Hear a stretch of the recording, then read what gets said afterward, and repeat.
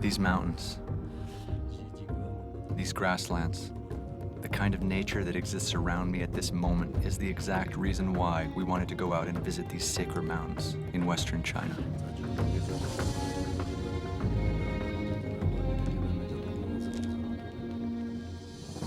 To show up at one of these sacred mountains and not really know or understand what we're about to engage in, and then just give yourself to the process, it's a real challenge.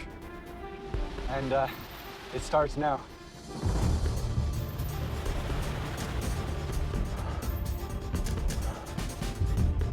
These trips are different. I live in a big city, and I wanted to come out here and be off the grid.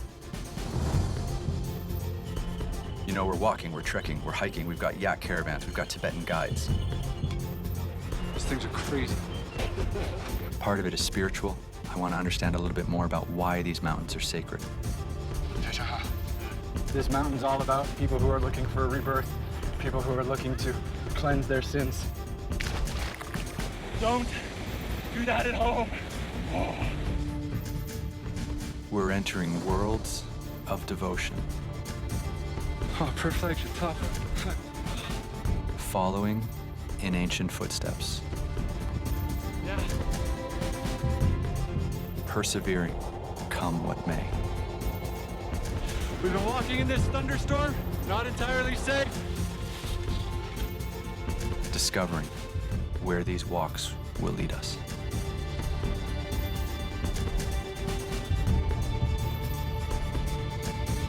Join me as I explore China's isolated landscapes and remote cultures around these sacred mountains. Right at the heart of mainland China lies Sichuan province, where we're going to tackle the sacred mountain of Minyak Konka, also known as the King of Sichuan Mountains. We start our journey at the village of Laoyulin, which sits at 3,000 meters above sea level. This is where we'll acclimatize and prepare for our epic mountain trek. We'll be taking the road less traveled, through the grasslands and the nomad camps of the Reichi Valley before climbing straight up the dangerous 4,800-meter Reichi Pass.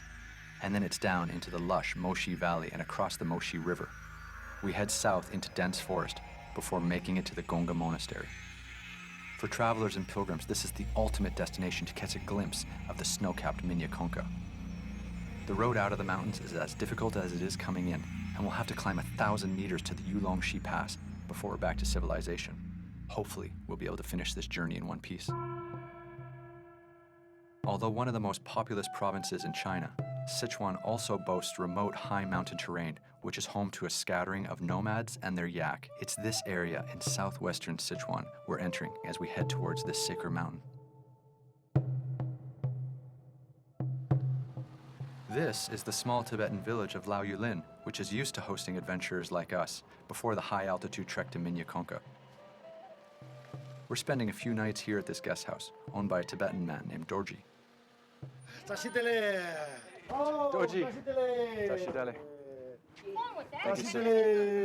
Dorji welcomed us with a traditional greeting, gifting us silk scarves or a hadar, and preparing a small tea ceremony. He's preparing some traditional yak butter tea, which is popular all through the Tibetan regions of the world. We put our finger in and we flick one to the god, and then we flick one to our ancestors, and then one to the earth.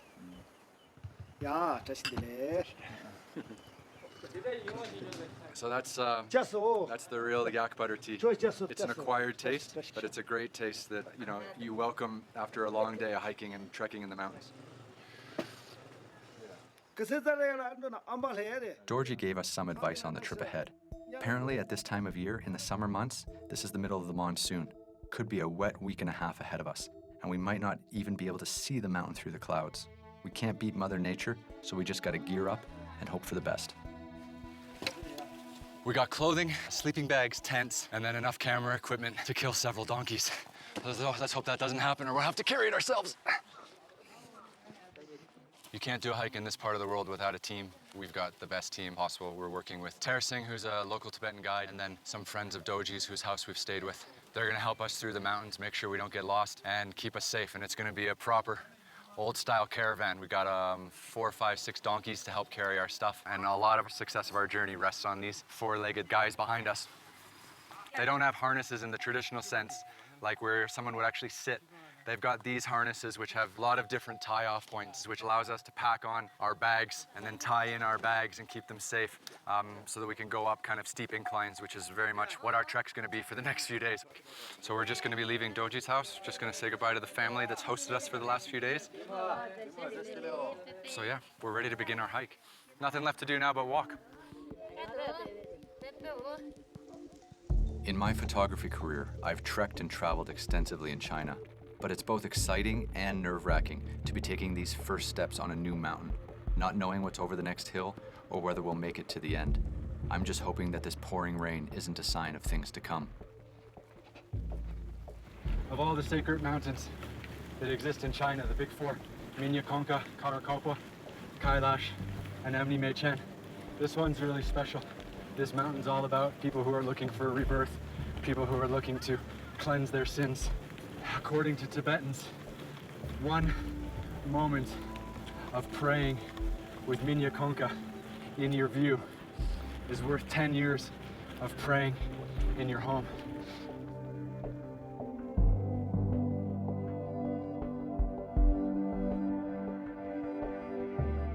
It's amazing to think. Just a few days ago, I was in the middle of Shanghai, surrounded by noise and cars and people. And now, making our way up this Reichi Valley, there's nothing but the wind and our footsteps. It's like nature's just inviting us in.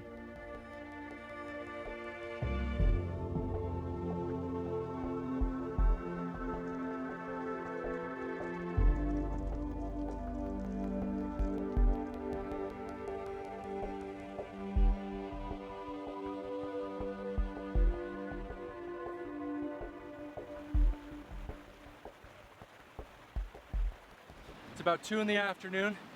Next task, straight up this little pass, following the river to the left, and then up there is where we're gonna make our camp for the night. And it doesn't look far, but it's gonna take us about 2 or 3 more hours of straight walking. So we better get a move on.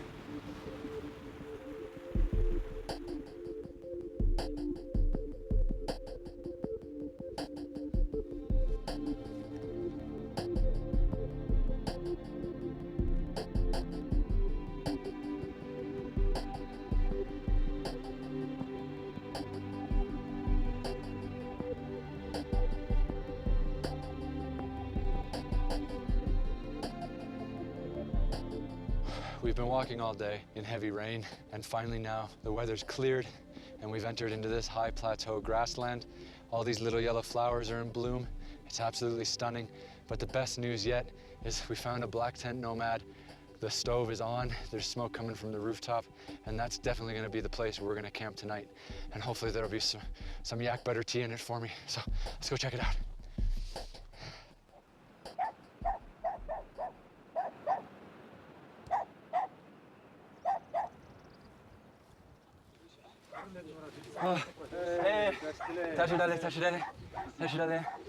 Oh, I could murder a bowl of yak butter tea right now. Oh, it's nice and warm.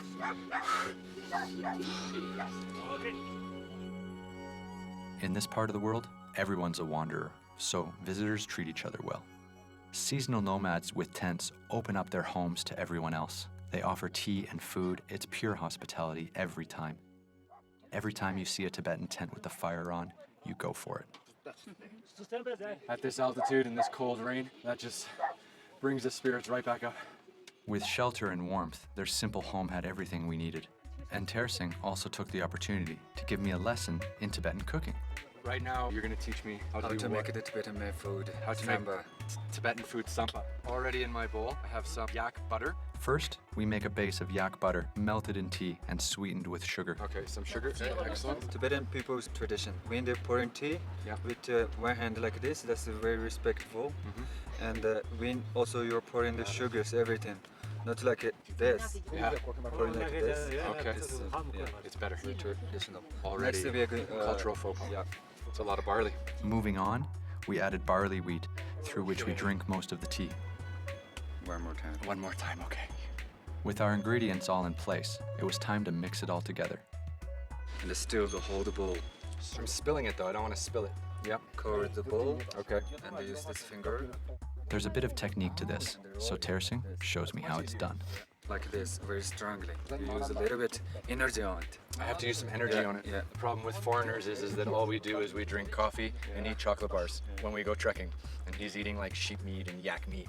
And we're just drinking coffee and eating chocolate bars, so we're lacking some strength. So terracing's just gonna finish this up for me. Oh wow, okay, look at that. So now it's all mixed in. Here you are. This is the samba. Yeah. Are you gonna eat some with me? Sure. Do you like cheers? Like Cheers.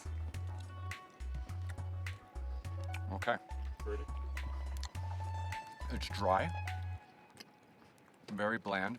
It's not sweet. I think the tea just holds the barley together, and the barley really dominates the flavor. Yeah, it could be a cooking show host. We're lucky we got some refuge from the rain. The hospitality's been amazing. Now, we need to make use of the daylight and set camp before dark.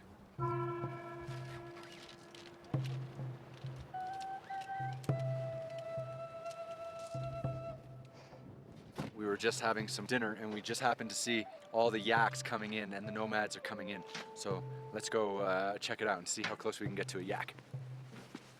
I cannot believe the size of these animals. There's lots of them fighting all around as well. It's really remarkable. And here we are, you know, at 4,000 meters. You know, it's pretty amazing.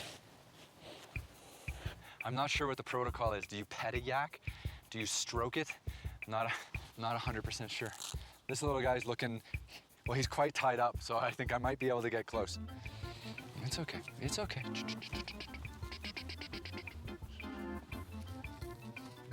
He's definitely trying to avoid me. Okay, touched him. Yeah, very soft. Okay, here, the owner of all these yaks, he's bringing in another little one by the neck. He like lassoed him. Let's watch him bring this one in.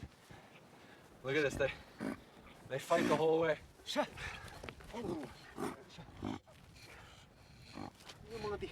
I think that's the mother or the father just behind it. We're being told to be careful. Looks to be quite concerned about where its little one has been taken to. That was great. Do we have to catch any more? Can I help? Yeah, you can try. Okay. But it's very hard. I go with him? Yeah, slow down. Slow down. And say, slow down, slow down.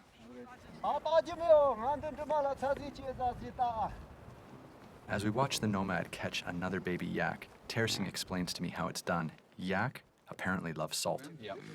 Let the big ones have the salt. Okay. And suddenly, you other hand, you grab The little one. yeah. That's pretty scary. I don't think I can do that.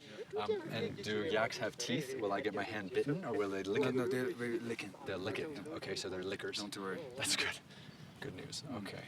So we try that way. Which one? think. That little one? Yeah. That's not a little one. There. Oh, that one. Really little one. Way over there. Okay. Let's see what happens. Okay, don't get me killed. Okay. You try that one. Try that one. Okay, up here. You go.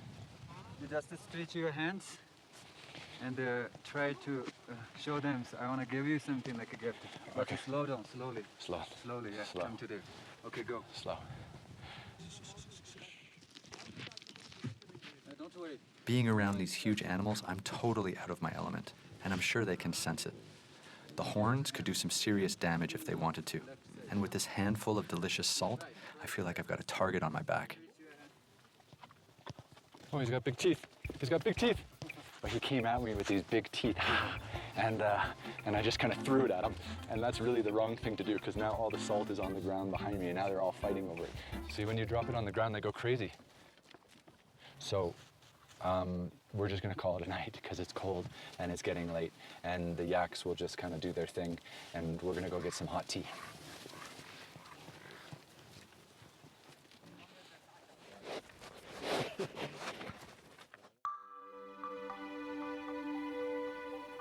With the day's adventures over, we settle in for the night.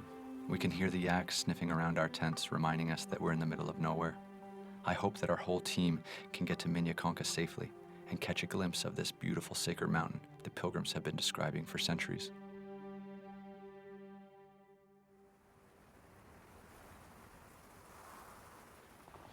So we've just woken up here on day 3. The weather is just horrible. It's foggy, it's rainy, it's cold. It's really quite nasty. Key essential equipment for today, definitely keep the shell on. It's got a hood. It's definitely gonna rain again on us. I got the Camelback with a couple liters, stay hydrated. I got a couple chocolate bars, which will do me well.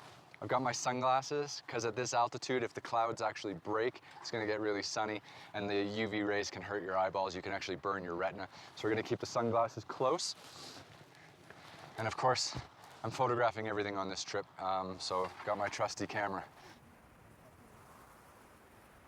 Just in the last 10 minutes, we've gone from pouring rain and being clouded in to having the sun come out and to have this gorgeous valley behind us. Today our task is to get up over the Reichi Pass, which is over here, 5,000 meters above sea level, 16,000 feet above sea level. It's gonna take all day, and it all starts right now. It's gonna be a test, that's for sure.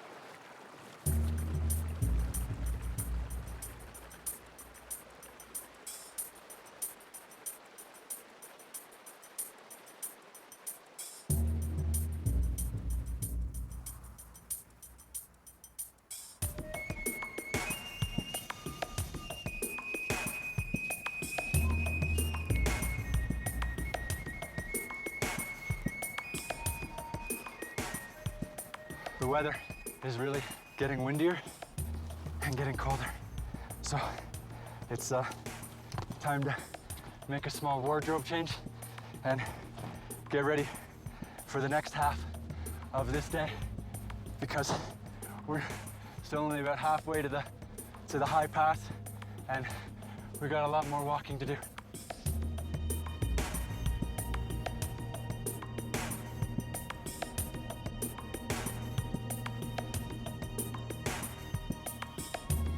Today, the landscapes around us are constantly changing.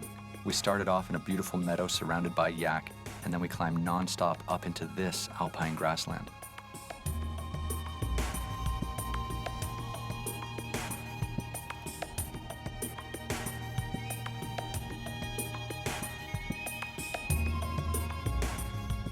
Suddenly, we've got a really hard walk up a serious slope.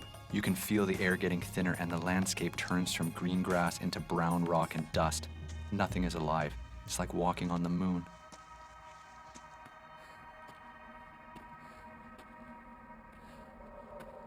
You know, it's pretty frustrating. You spend a lot of time in the gym, you're running on the treadmill all the time, but out here, there's just no oxygen in the air, and you're forced to walk in baby steps. That's just nature's way of telling you to be humble and stop talking.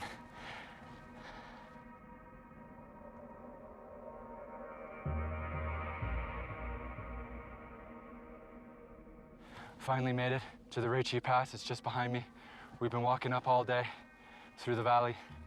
I can't wait to get this pass out of the way. It's been a tough day.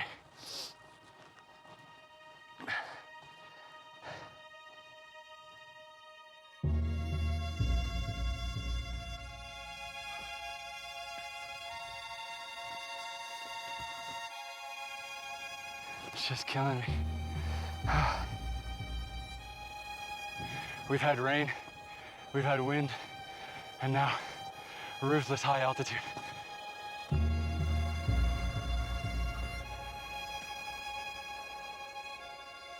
When you get out here, you get tested to your core.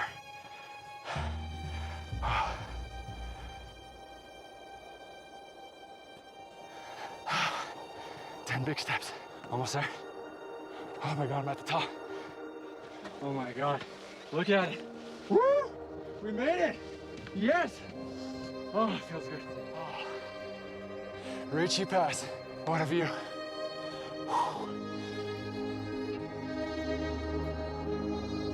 I'm shattered. Oh, I used every last bit to get up here. And now we're here. And we can enjoy the moment for a second. Oh.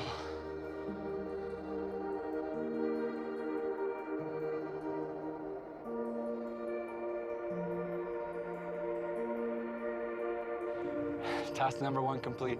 We made it up to Reichi Pass. We're only halfway through our journey. We got to go down into the Moshi Valley and get to Minyak Konka and feast our eyes on this sacred mountain of southern Sichuan. And it's still really cold. It's probably almost below freezing, and I gotta keep protecting my eyes. Down to the Moshi Valley.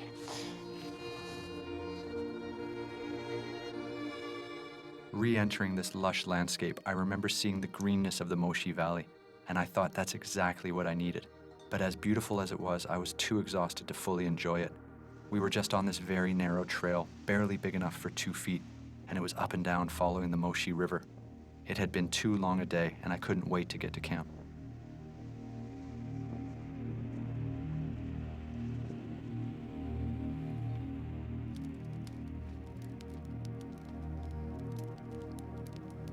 Just let me know when you're rolling.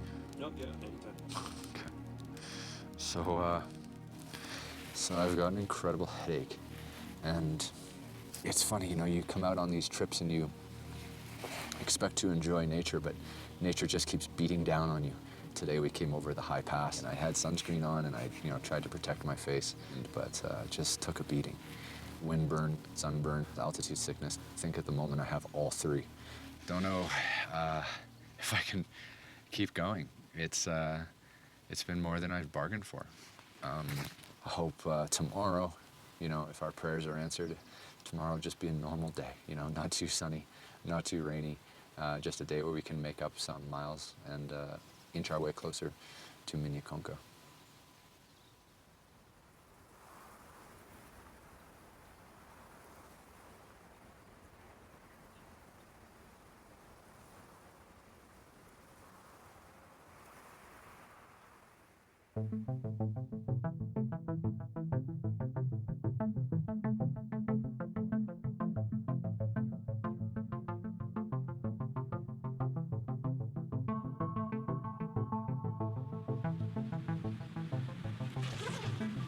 What a scene. We just moved to the tent. It's a bit steamy in here. And we got some fantastic eggs this morning and Tibetan bread and some hot congee, which is like a rice soup. And I got my coffee. So we're definitely making the best of it in this kind of terrible weather situation that we're facing at the moment. As we packed up, I was thankful that after a good breakfast, the headache that plagued me the night before had completely gone, and my energy had returned. The only question now was, what would the weather do today? All right, tents are packed, and luckily, it's just stopped raining. They always have a saying in the mountains, if you don't like the weather, just wait 10 minutes and it'll change. Today we're gonna make the trek from our beautiful stone house to the Gonga Monastery, which is gonna be our base for exploring Minyak Konka. And I feel good, I feel excited. We've been on this trip for a long time. We've covered a lot of ground, and I don't know if we're gonna get to see Minyak Konka today. I don't know what the clouds will allow us to see, but if we get there and we have a chance to see the sacred mountain, then that'll be a highlight. If not, hopefully tomorrow. But I'm ready to walk, ready to get some kilometers or some miles under my feet, and ready to continue this journey.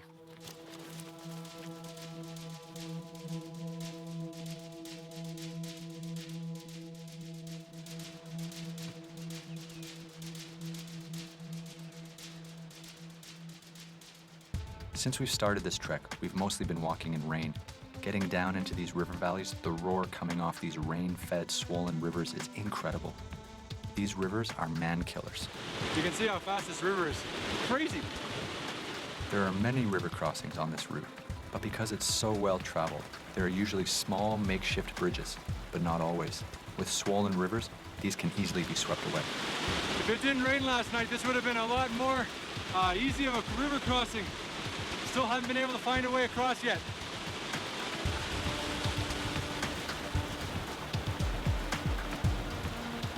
Sometimes, you gotta find your own way across.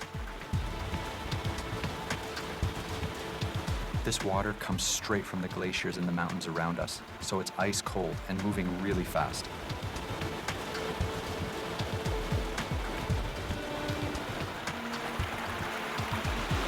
It's cold, real cold. Really not easy doing river crossings. It's amazing how powerful Mother Nature can be. A knee-high river like that could just sweep you off your feet. The reality of these sacred mountain treks is beginning to hit home. Fuck, it's just cold and wet. It's Just hasn't warmed up at all today like it did in the days past.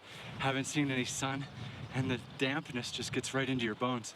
It's, we're walking and the blood is moving and you feel a little bit warm, but then a cold, wet breeze just comes by and shrinks you back down.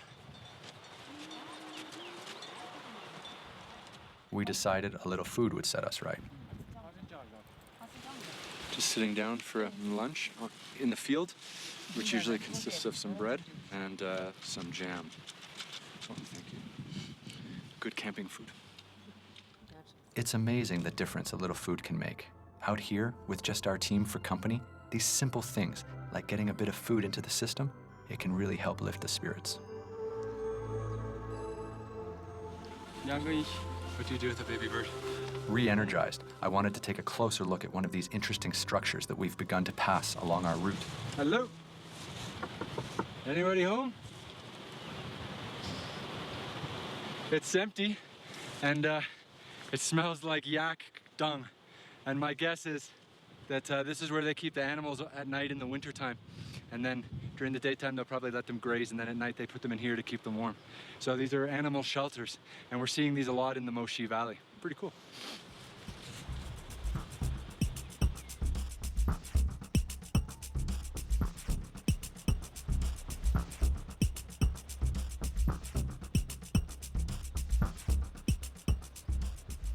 We just came around the bend and caught our first glimpse of the snow-capped mountains around Minyak Konka.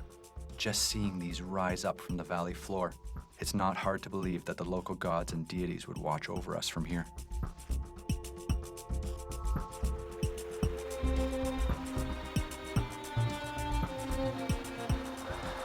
You know, yesterday we did the high pass, Reishiv Valley, and I almost felt like we were finished our journey. But now we get this beautiful, lush Moshi Valley to travel through, and it's an absolute blessing. It's really lovely here, really green. We've seen a lot of little wildlife bouncing around, and hopefully by the end of today we'll be at the Gonga Monastery, and we'll take some refuge there for a few days and recover before we carry on.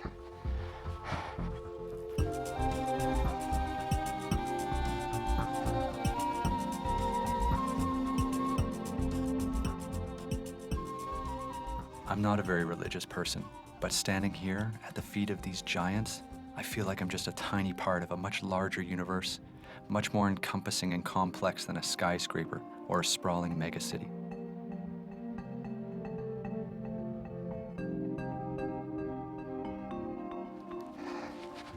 All right, we're just here in the Moshi Valley, and we've come across another chorten, which is another rock prayer offering to the gods. We've seen these all along the route, and it means that we're still on the right path to Minyak Konka. Straight this way. Before long, we've descended far enough to start entering the forest, which actually signals the final stretch to the monastery. We've got a really nice clearing here. You can see the Moshi River flowing down here. The monastery is just up past that hill on the left. Should be another hour or two of walking. Can't wait to get there. When we were planning this trek, this adventure, we had scheduled it in July, and I consulted with a few experts, and they said, July, forget it. It's rainy season. You're never gonna see the mountain.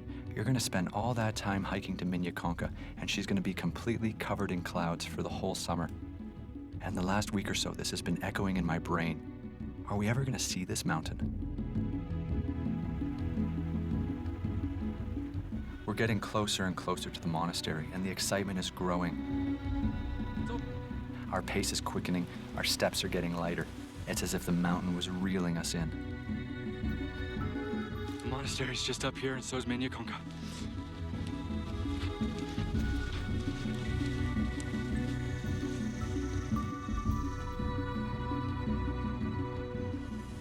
And finally, coming over this little hill, the path widens, and I see prayer flags. And then I see this pristine white stupa standing tall. We've entered the monastery grounds.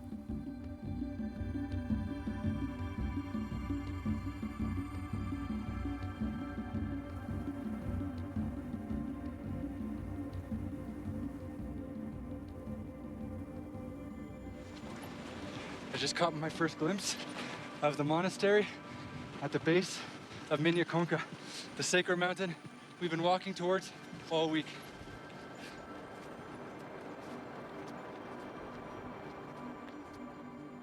We finally made it to the monastery. I almost don't know what to believe.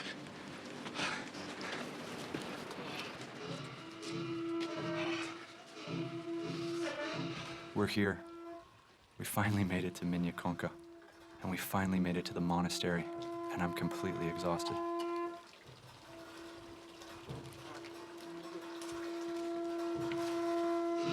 Absolutely stunning. This place is called the Gonga. Gompa means monastery, and it's at the base of Minyak Konka, the sacred mountain. And there has been some building here representing a monastery for over 700 years. The monks invited us to take shelter with them in one of their simple rooms. After a week of sleeping on rocks, it didn't take much for me to say yes. We're really excited to be. Yeah. We've traveled a long way. No. This room. Okay, great. Tell him thank you very much for his time. These monks that live in this monastery, they're not used to having a lot of guests, and we just came in here today and we're the only people here, and we have a chance to share their lives with them, and I think that it's such an honor and such a privilege. Once we settled in, we had a chance to relax and interact with the monks, and we also took a look around. And if you look up on my left here, you can see all these beautiful prayer flags and the old stone structure of the building. This seems to be their kitchen or dining area on the left. In the middle is a large stupa. They take these evergreen leaves and they burn them inside here as incense, and it creates that smell that you always find in every monastery. It's their way of making an offering. We also took the chance to walk the Kora, or the prayer circuit, around the monastery. Terracing gave me some background as to what exactly I was seeing, and he also had the chance to see it all through my eyes. I like how this is the central flag, and everything else is connected to nature, trees, rocks, and all of it comes in like this. Although I'm not Buddhist and I'm not an overly spiritual person, you do feel a sense of power and specialness from it all. It's very cool. Yeah, try to connect with nature and live with nature, learn from nature, and I got to learn a little about what makes this place so special and what types of artifacts are regarded as being holy. A lot of handprints and footprints and places where people meditated, and it's pretty inspiring the way they collect all this and they worship it. Pretty big hand. After we did the Kora, one of the monks came up to us and he says, have you gone down to the river yet? You have to go down to the river and at least wash a little in the holy water that comes directly from the Minyak Konka Glacier. And I said, sure, yeah, let's do it. So one monk ended up taking us right down to the river. I think we're getting close now. I can hear it thundering. That doesn't sound good. Getting a little worried now. Okay, here we are. This is it, and it is horrible. Oh no. What we've got here is a really ugly, man-killing river. If you were to try to get out in the middle of that, you would get swept down and killed 100 times over. Luckily for us, the monks have put in some large rocks, and those large rocks make this little pool a place to bathe. Oh yeah, it's cold. It's real cold. This overflowing, fast-paced river is coming straight from Minyak Konka, and that means I have to get in it. If you spend a night on the mountain, it's the same as praying in your home for 10,000 years. If you bathe in the river, all of your sins will be cleansed. I don't live a monk's life, but at the moment I'm pretty okay with my sins. That just looks horrible.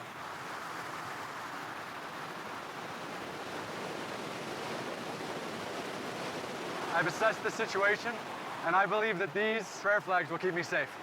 So, with no further ado, it's time to get in the water.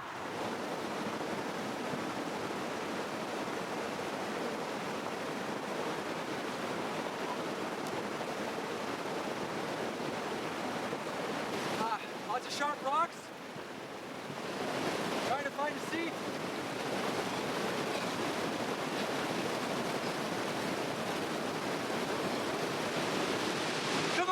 Gonga! Woo! Yeah! You gotta love it! Okay, second shot. Second shot. Okay, feels pretty good. You gotta get the underarm screw. Yeah. Woo. Okay, woo! Oh, yeah, okay, we're done. Oh, don't do that at home. Oh. Gotta get the blood back into my system. Woo! That was about as cold as you could imagine water being. All week, my body had been cocooned in my thermal clothing while walking, so I came out of the river really feeling like I was wearing new skin.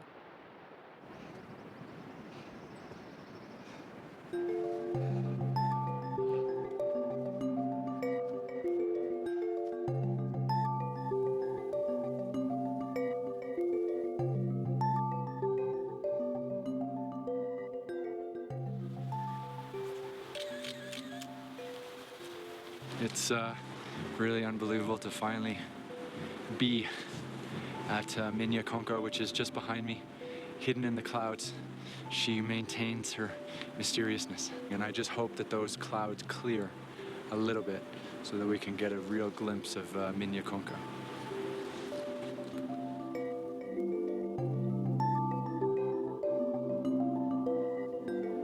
Of all the amazing adventures that I've had in my life, having a chance to do a video diary in the courtyard of the monastery at the foot of Minyak Konka is a true honor. It's just been so hard to get here, and that difficulty, that remoteness of the place is so special. And because of that, there's almost no tourism, and you can feel the sacredness and the special atmosphere that surrounds these really remote and beautiful mountains.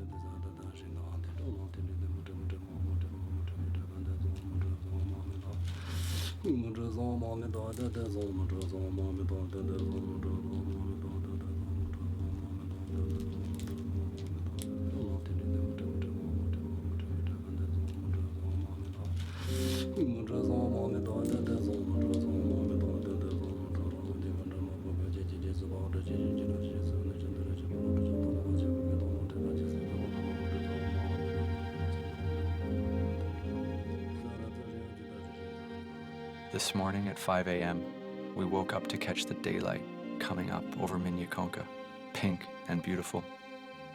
I felt I was just so lucky. One of the absolute highlights of any trekking trip I've ever been on.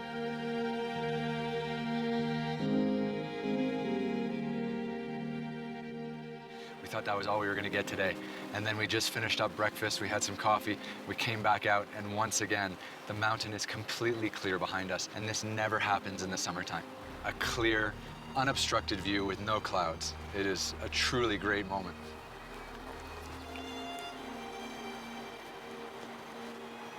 Well, we came to the monastery at the base of Minyak Konka.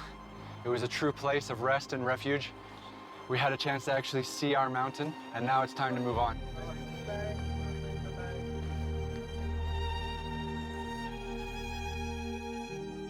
If I had to sum up this trip in one word, I think it would just be refreshing. While I'm only catching a glimpse of this life, to be out there in the middle of nowhere and to experience that kind of solitude that these monks enjoy on a daily basis. It's just such an uplifting thing.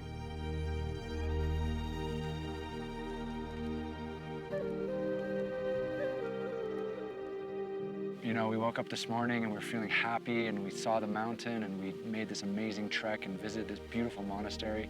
We're thinking, okay, this is our last day. Let's get out of here. And we had to hike down through the river. It's hot and sunny, and we're thinking, oh, this is gonna be easy, it's great, perfect conditions. Somehow we felt like our journey was over, and psychologically, that's always bad news.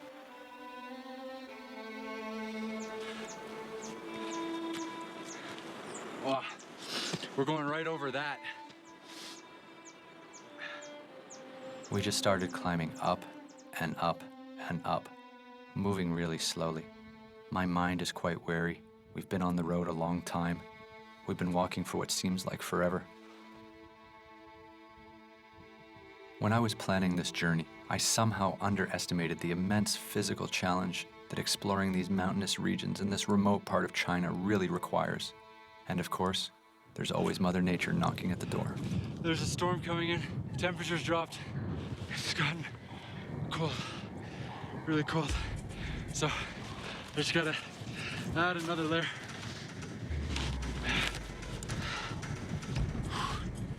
And it's hard, you know. You're sweating a ton.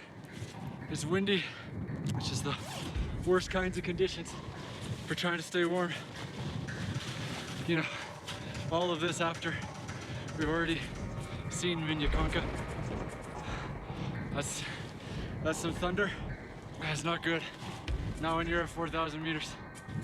And my guess is we're about to get rained on. All of a sudden, this thunderstorm hit. We saw some lightning.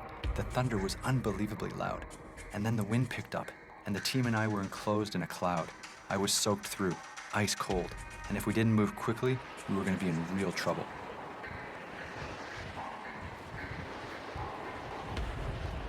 This is the Yulongshi Pass.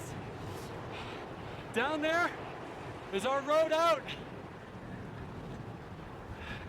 We've had a horrible day. We've been walking in this thunderstorm. It's not entirely safe, but we made it to the pass.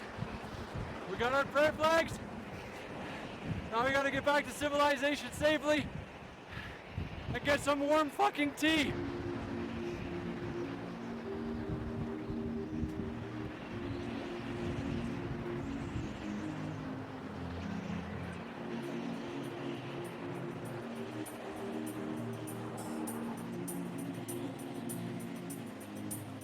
It's ironic that the most challenging hiking day and the most challenging weather conditions would be on the last day of our journey. I had no idea how physically brutal it would be on a day-to-day basis. And as we came off the hillside, my body was screaming for rest, and it would get it soon. We finally reached the road. It's not exactly tarmac, but it's a road, and it's the first one we've seen in a week and a half. And it's great to come out of the mountains and see this road. This is the road that's going to take us back to civilization. It's the road that's going to take me back to Shanghai. If you're looking for a great adventure, then going out and visiting these sacred mountains can offer you just that. I'm definitely no endurance athlete, but you just put on a good pair of boots and you set your mind straight and you keep walking. Good things can come of it.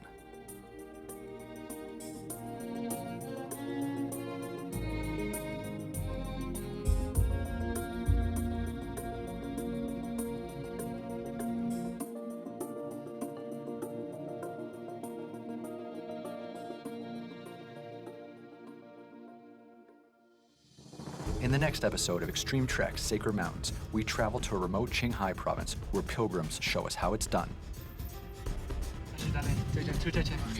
Kiss for good luck. We brace ourselves against the elements, Can't even hear yourself think. experiencing the magnificent desolation. It's the most extreme feeling. That is Amni Mei Chan. This is what all the fanfare is all about.